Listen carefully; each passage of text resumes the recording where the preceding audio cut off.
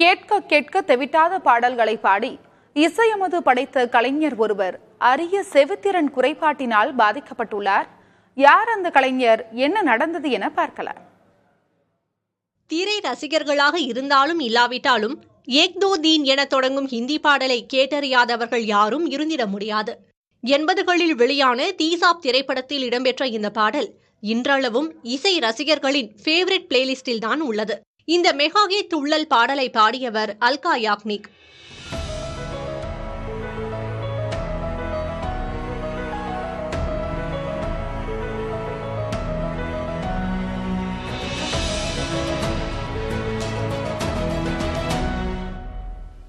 குச் குச் ஹோதா high, ஹம் high Rahi Pyaar, சோளிகே பீச்சை கியா ஹே என அடுத்தடுத்து அணிவகுக்கின்றன இவரது ஹிட் லிஸ்ட். பாலிவுட்டில் அதிக தனி பாடல்களை பாடிய பாடகி என்ற புகழுக்கு சொந்தக்காரர் அல்கா யாக்னிக். தமிழ் திரை இசை உலகிலும் பங்களித்துள்ளார் அல்கா யாக்னிக். ஓரம்போ திரைப்படத்தில் ஜிவி பிரகாஷ் இசையில் உருவான இது என்ன மாயம் பாடல் ஒலித்தது இவரது குரலில்தான். 58 வயதான அல்கா யாக்னிக் குஜராத்தி குடும்பத்தைச் சேர்ந்தவர். கொல்கத்தாவில் பிறந்து வளர்ந்த இவர் 6 வயதிலேயே ஆல் இந்தியா ரேடியோவில் பஜனை பாடல்களை பாடியவர். இசை மீதான தீரா காதலில் பாடகியாகவே ஆகிப்போனார் அல்கா யாக்னிக். 25 மொழிகளில் 1000 திரைப்படங்களுக்கு மேல் 21,000 பாடல்களை பாடி ரசிகர்களை தேன் குரலால் மயக்கியவர் அல்கா யாக்னிக். 2 தேசிய விருதுகள், 7 பிலிம்பேர் விருதுகள், 2 பெங்கால் பிலிம் ஜேர்னலிஸ்ட் அசோசியேஷன் விருதுகள் என இனிய குரலை பாராட்டும் விருதுகள் அடுத்தடுத்து வந்து சேர்ந்தன அல்கா யாக்னிக்கிற்கு.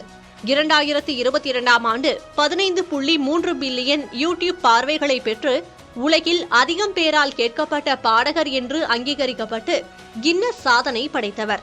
தேனினும் இனிய குரல் வளத்துக்காக பல்வேறு சாதனைகளையும் சொந்தமாக்கியுள்ளார். தாம் பாடிய பாடல்களை கேட்டு சிலாகித்துக் கொண்டிருந்த ரசிகர்களுக்கு அதிர்ச்சியூட்டும் ஸ்டேட்மெண்ட் ஒன்றை இன்ஸ்டாகிராமில் வெளியிட்டுள்ளார் அல்கா யாக்னிக். அந்த பதிவை பார்த்த ரசிகர்கள் பதறி போய் இருக்கிறார்கள். வைரஸ் தாக்குதலால் செவிகளில் அரிதான உணர்திறன் நரம்பு பாதிப்பு ஏற்பட்டு கேட்கும் திறன் பாதிக்கப்பட்டுள்ளதாக பதிவிட்டுள்ளார் அல்கா. ஹெட்போன்களில் மிக சத்தமாக இசையை கேட்பதை தவிர்த்து எச்சரிக்கையாக இருக்குமாறு ரசிகர்களை கேட்டுக்கொண்டுள்ளார். உங்கள் அனைவரின் அன்புடன் மீண்டு வருவேன் என்று அல்கா நம்பிக்கை தெரிவித்துள்ளார். இசை மழையால் செவிகளை குளிர வைத்த தேன்குரல் நாயகியின் செவித்திறன் பிரச்சனை குறித்து காது மூக்கு தொண்டை சிறப்பு மருத்துவரிடம் கேட்டோம். இவங்க ஹெட்ஃபோன்ஸ் அதிகமாக பயன்படுத்தி ஜாஸ்தியாக அந்த யூசேஜ் இருக்கிறதுனால வந்ததுக்கான வாய்ப்பு தான் அதிகம். ஹெட்ஃபோன்ஸில் மெயினாக பாட்டு கேட்குறதுனால அதிக வால்யூம் வச்சுக்கிறாங்க. மெயினாக எல்லாரும் சொல்கிறது என்ன, சுற்றி இருக்க சத்தம் கேட்க வேண்டாம், நான் எனக்குள்ளார நான் இந்த பாட்டை கேட்கணும் அப்படின்ற மாதிரி இது பண்ணுறோம். ப்ளஸ் சில பேர் ஒர்க் டென்ஷனில் அதை பற்றி கவனித்து நான் அதிலே மூழ்கிடுறாங்க. ஸோ இது கேட்க கேட்க என்ன ஆகுது, அவங்களுக்கு செவித்திறனில் இருக்கக்கூடிய காக்லியர் ஹேர் செல்ஸ் அப்படின்னு சொல்லுவோம், அது செயல்பாடை இழந்துருது. அதில் அவங்களுக்கு கேட்கும் திறன் குறைஞ்சிரும். டெம்பரவரியில் வரவங்க காது வலி மைல்டாக வருது அப்படின்னு வந்தாங்கன்னா அவங்கள நம்ம இந்த ஸ்டேஜில் இது பண்ணோன்னா இதுக்கான பூர்ண குணம் கொண்டு வரலாம். இதே ரொம்ப நாள் யூஸ் பண்ணி இந்த தொந்தரோடு வராங்கன்னா பர்மனன்ட் ஹீரிங் லாஸ் ஆயிரும். அவங்களுக்கு ஹீரிங் எய்ட் போடுற மாதிரி நிலைமை தான் வரும். அலுவல் ரீதியாகவோ தவிர்க்க முடியாத தருணங்களிலோ ஹெட்போன்களை பயன்படுத்துவோர் செய்ய வேண்டிய முன்னெச்சரிக்கை குறித்து மருத்துவர் ஹரி மெய்யப்பனிடம் கேட்டோம். ஒரு சிம்பிள் ரூல் என்ன சொல்கிறோன்னா 60% வால்யூமுக்கு மேலே அந்த டிவைஸில் இருக்குன்னா வச்சக்கூடாது. 60 மினிட்ஸ் தான் யூஸ் பண்ணணும்.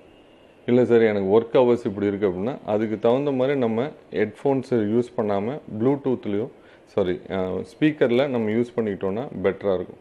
ஸோ இதை பயன்பாட்டை குறைக்கிறது பெஸ்ட்டு. இல்லை அப்படின்னா இந்த 60-60 ரூலை யூஸ் பண்ணி நம்ம அந்த ஹெட்ஃபோன்ஸை அவாய்ட் பண்ணுறது பெட்டர். 60 விழுக்காடு அளவு ஒலி, 60 நிமிட கால அளவு என்ற 60:60 என்ற விதியை சமரசமின்றி பின்பற்றுவதே செவித்திறனை பாதுகாக்க ஒரே வழி என்கிறார்கள் காது மூக்கு தொண்டை சிறப்பு மருத்துவர்களின் அறிவுரை. புதிய தலைமுறைக்காக ரவிக்குமார்.